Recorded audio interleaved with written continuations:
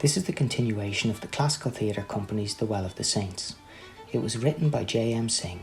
This adaptation was produced by the classical theatre company Johnston, artistic director. It was directed by Kalob Martinez. In it you will hear Rutherford Cravens, Faith Fossett, Holly Haire, Brandon Hearnsberger, Joanna Hubbard, Matthew Keenan and Andrew Love. The sound design was done by John Harvey with visualisations by Jeff McMorrough. This is Act 2. A village roadside.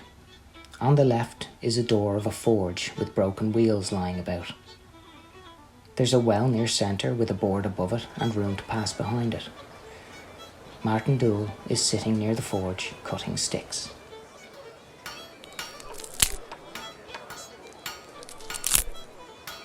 Bet you make haste out there. I'll be putting up new fires at the turn of day and you haven't had half of them cut yet. It's destroyed I'll be, whacking your old thorns till the turn of day, and I with no food in my stomach would keep the life of a pig. Let you come out here and cut them yourself, you want them cut. But there's an hour every day when a man has a right to his rest. Do you want me to be driving you off again to be walking the roads? There you are now, and I giving you your food and a corner to sleep and money with it, and to hear talk from you, you think I was after beating you or stealing your gold. And you'd do it handy, maybe, if I had gold to steal. There's no fear of your having gold. A lazy basking fool the like of you. No fear, maybe. I hear with you. It's more I got when I was sitting blind in Greenan than I get in this place, working hard and destroying myself the length of the day. Working hard? I'll teach you to work hard, Martin Dool. Strip off your coat now and put a tuck in your sleeve and cut the lot of them. Well, I'd rake the ashes from the forge, or I'll not put up with you another hour itself. You have me getting my desk, sitting out in the black wintry air with no coat on me at all. Strip it off now, or walk down upon the road. Oh, God help me. I've heard tell you stripped the sheet from your wife and putting her down into her grave, huh? And that there isn't the like of you for plucking your living ducks the short days and leaving them running round in their skins in the great rains and cold. I've heard a power of queer things of yourself, and there isn't one of them I will not believe from this day and be telling to the boys. Let you cut this great stick now and give me rest from your talk, for I'm not heeding you at all. But that's a hard, terrible stick, Timmy. And isn't it a poor thing to be cutting strong timber the like of that when it's cold the bark is, and slippy with the frost of the air? What way wouldn't it be cold and it freezing since the moon was changed? What way indeed, Timmy? For it's a raw, beastly day we do have each day, till I do be thinking it's well for the blind. And don't be seeing them grey clouds driving on the hill, and don't be looking on people with their noses red, the like of your nose. Their eyes weeping and watering the like of your eyes, God help you, Timmy the Smith. Is it turning now you are against your sight? Well, it's a hard thing for a man to have his sight and to be living near the like of you. We're red with a wife.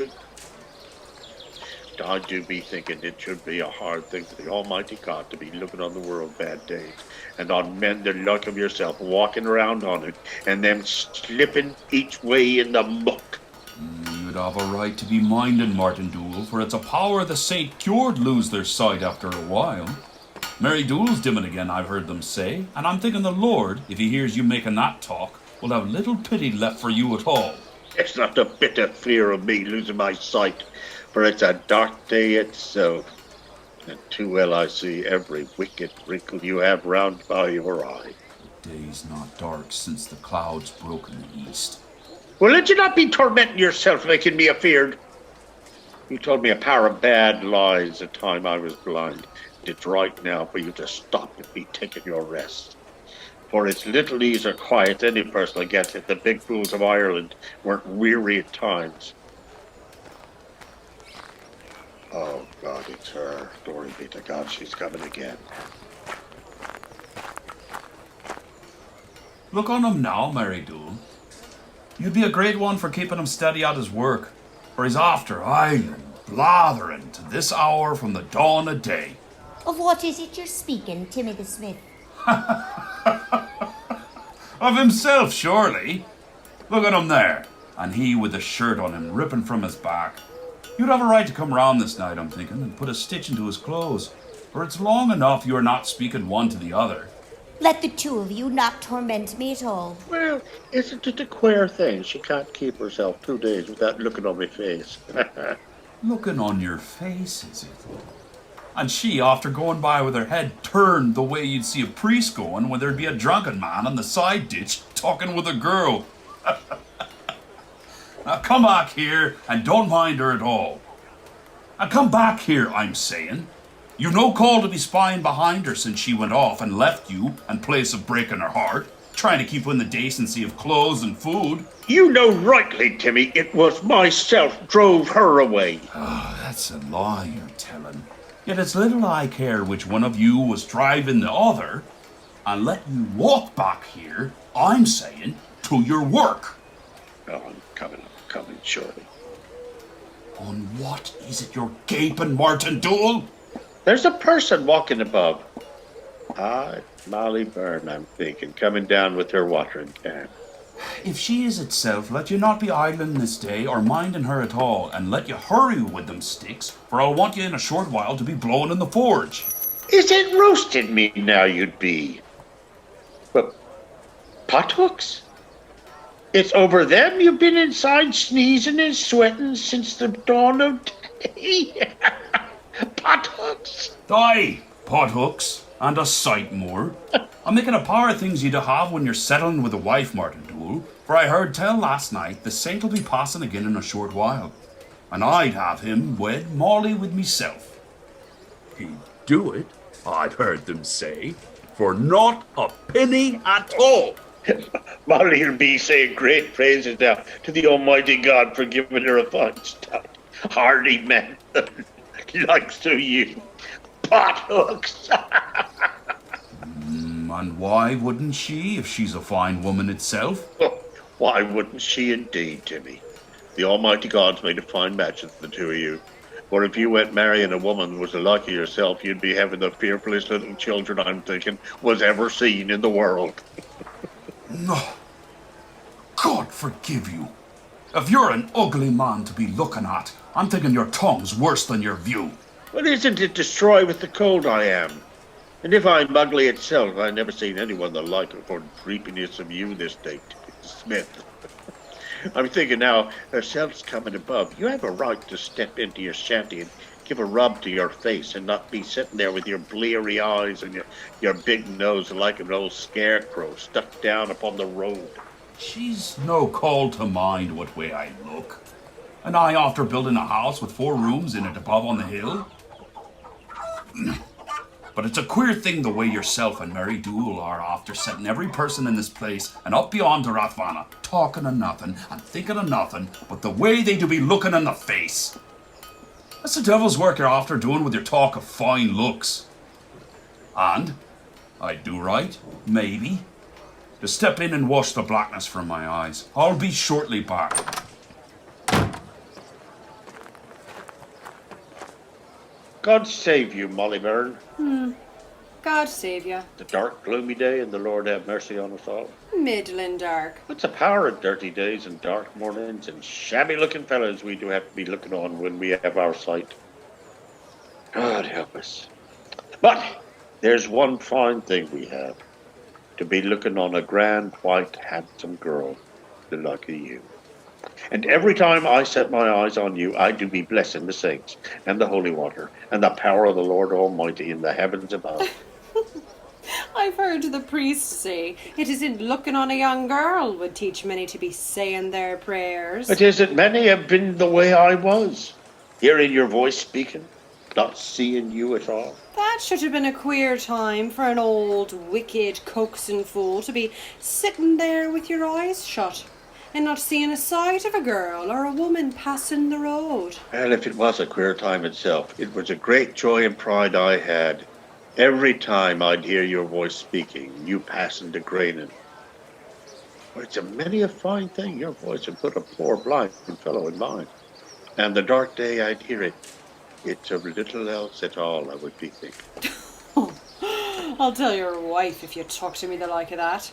You've heard, maybe, she's below picking nettles for the widow O'Flynn, who took great pity on her when she seen the two of you fighting, and yourself putting shame on her at the crossing of the roads. Is there no living person can speak a score of words to me or say Godspeed you itself without putting me in mind of the old woman or that day either at Greenan? I was thinking it should be a fine thing to put you in mind of the day you call the grand day of your life. Grand day, is it? Or a black day when I was roused up and found I was the like of little children, to be listening to the stories of an old woman and to be dreaming after in the dark night that it's in grand houses of gold there are, speckled horses to ride, and to be waking again in a short while and they're destroyed with the cold and the thatch dripping maybe and the starved ass braying in the yard. You've great romance in this day, Martin Dool. Was it up at the still you were at the fall of night? It was not, Molly Byrne, but lying down across a sop of straw, and I thinking I was seeing you walk, and hearing the sound of your step on a dry road, and hearing again you laughing and making great talk in a high room with dry timber lining the roof. For it's a fine sound your voice has that time, and it's better I am, I'm thinking, lying down the way a blind man does be lying, and to be sitting here in the grey light taking hard words at Timmy the Smith. It's queer talk you have, if it's a little old shabby stump of a man you are itself. Well, I'm not so old as you do hear them say. You're old, I'm thinking, to be talking that talk with a girl. It's not a lie you're telling, baby. For it's long years I'm after losing the world, feeling love and talking love with the old woman. And I fooled the whole time by the lies of Timmy the Smith. It's a fine way you're wanting to pay Timmy the Smith. And it's not his lies you're making love to this day, Martin Dool. It is not, Molly, and the Lord forgive us all. For I've heard there are lands beyond the Carry Barrag and the Creeks of Cork, with warm sun in them and fine light in the sky. And light's a grand thing for a man that was blind. Or a woman with a fine neck and a skin on her like you. Oh, the way we'd have a right to go off this day till we'd have a fine life, passing abroad through them towns to the south, and we telling stories maybe, singing songs at the fair. Well, isn't it a queer thing when your own wife's after leaving you because you're a pitiful show? You talk the like of that to me. It's a queer thing, maybe, for all things is queer in this world. But there's one thing I'm telling you. If she walked away from me, it wasn't because of seeing me, and I know more than I am. But because I was looking on her with my two eyes, and she getting up and eating her food, and combing her hair, and lying down for sleep. Wouldn't any married man you have be doing the like of that? I'm thinking, by the mercy of God, few sees anything but them is blind for a space. It's few sees the old woman rotten for the grave. It's few sees the lucky yourself, though it's shining you are like a high lamp that would drag the ships in out of the sea. Oh, keep off from me, Martin Dool. It's the truth I'm telling you. And you do right not to marry a man who's after looking a long while on the bad days of the world. For what way would the like of him have fit eyes to look on yourself when you rise up in the morning, come out that little door you have in the lane? A time it'd be a fine thing if a man would be seeing and losing his sight. That way he'd have your two eyes facing him. Then he'd go in the roads, shining above him. And he'd be looking in the sky, springing up from the earth the time he'd lower his head, in place of the muck that seeing men do meet all roads spread round the world. Is there like that talk you'd hear from a man would be losing his mind? It'd be little wonder if a man near the like of you would be losing his mind. But you can't down now. Come along with myself. Come.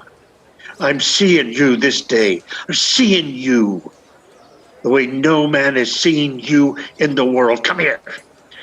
Let you come on now.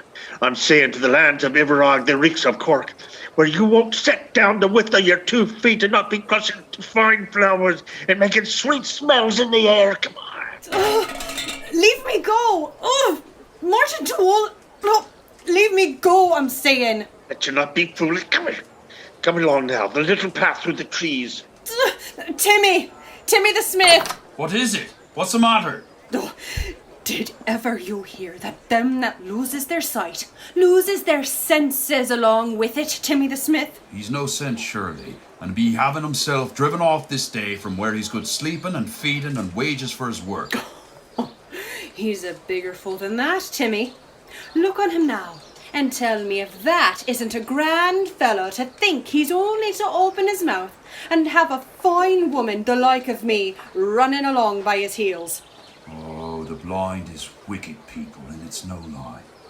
But he'll walk off this day and not be troubling us more. Here's your coat and walking stick, Martin Dool. Let you not put shame on me, Molly, before herself and the Smith.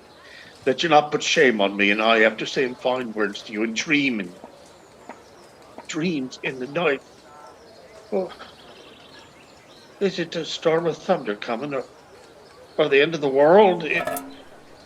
The heavens is closing, I think, with darkness and great trouble passing in the sky. Is it darkness of thunder is coming, Mary Dool? Do you see me clearly with your eyes? I see you a sight too clearly, and let you keep off from me now. Aha! That's right, Mary. That's the way to treat the like of him is after standing there at my feet and asking me to go off with him till I grow an old wretched road woman the like of yourself. When the skin shrinks on your chin, Molly Byrne, there won't be the like of you for a shrunk hag in the 4 quarters of Ireland. It's a fine pair you'd be, surely. Is it no shame you have to let on she'd ever be the like of you? It's them that's fat and flabby to be wrinkled young. And that whitish yellowish hair she does have soon be turning the like of a handful of thin grass you'd see rotting where the wet lies at the north of a sty. It's a better thing to have a simple, seemly face, the like of my face, for 20 years or 50 itself, than to be setting fools mad a short while, and then be turning a thing that would drive off the little children from your feet. Goodbye. Oh, God protect us, Molly, from the words of the blind. There's your old rubbish now, Martin Dool. I'll let you take it up, for it's all you have, and walk off through the world, for if ever I meet you coming again, if it's seeing or blind you are itself, I'll bring out the big hammer and hit you a welt with it will leave you easy till the judgment day. What call have you to talk the like of that to myself? It's well you know what call I have. It's well you know a decent girl I'm thinking to wed has no right to have her heart scalded with hearing talk and queer, bad talk, I'm thinking, from a raggy-looking fool the like of you. It's making game of you, she is. But what seeing girl would marry with yourself? Look on him, Molly. Look on him, I'm saying, for I'm seeing him still. Let you raise your voice for the time has come and bid him go into his forge and be sitting there by himself, sneezing and sweating and beating pathocks till the judgment day. Oh, keep him off from me, Timmy. Come on, take your You have me strike you, Martin Dool. Go Go along now after your wife, who's a fit match for you, and leave Molly with meself. Would you raise your voice, Molly, and lay hell's long curse on his tongue? I'll be telling him it's destroyed I am with the sight of you and the sound of your voice. Go off now after your wife. And if she beats you again, let you go after the tinker girls as above running the hills, or down among the sluts of the town, and you'll learn one day, maybe, the way a man should speak with a well-reared, civil girl the like of me.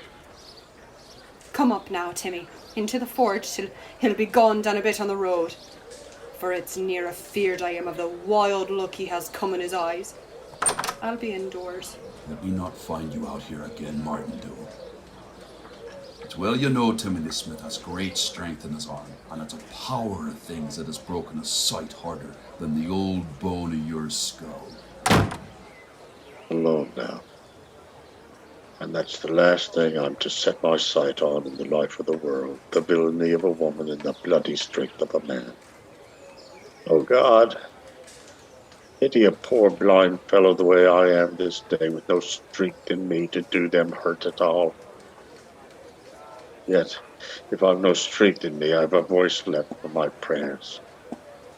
And may God blight them this day, and my own soul the same hour with them. That way I'll see them after, Molly Byrne and Timmy the Smith, the two of them, on a high bed, and they screeching in hell. It'll be a grand thing that time to look on the two of them, and then twisting and roaring out, and twisting and roaring again one day and the next day, and each day, and always and ever. If it's not blind, I'll be at that time. And it won't be hell to me, I'm thinking, but the like of heaven itself. And it's fine care I'll be taken. The Lord Almighty doesn't know. This has been Act 2 of the Classical Theatre Company's The Well of the Saints. Join us on May 28th for Act 3.